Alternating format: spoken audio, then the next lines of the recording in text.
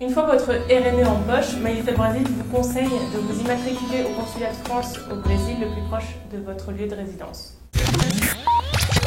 Et toi, Alexis, tu t'es enregistré au consulat de France? Oui, bien sûr.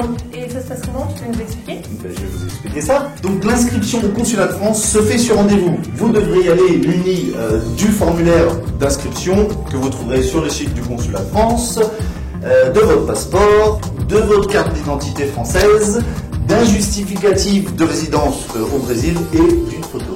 Et l'inscription se fait immédiatement. Mais sinon, ça sert à quoi de s'inscrire au consulat de France?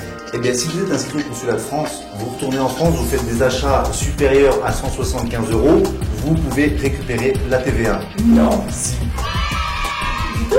Non, c'est pas tout. Vous pouvez aussi vous inscrire sur les listes électorales. T'aurais dû commencer par ça, hein. Ensuite, vous recevrez de gentils emails du consulat vous informant sur tout ce qui a un lien avec la France au Brésil. Et enfin, vous allez devoir faire votre CPF au Brésil. Camélia, Oui?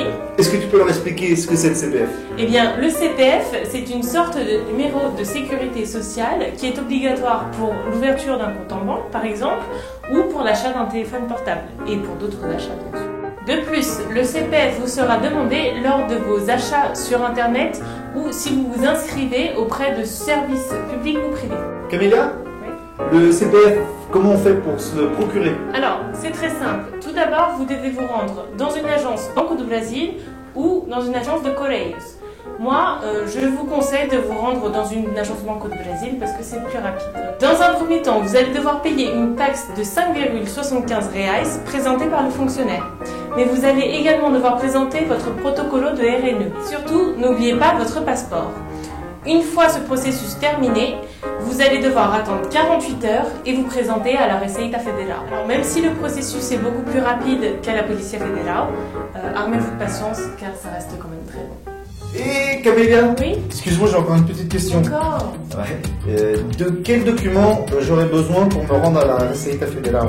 Alors, pour la Receita Federal, vous allez avoir besoin du récépissé du paiement de la taxe, de votre passeport, de votre protocolo de RNE, d'un justificatif de domicile, ainsi que d'un document officiel donnant le nom de vos parents. Le CPF est alors imprimé et vous est remis immédiatement.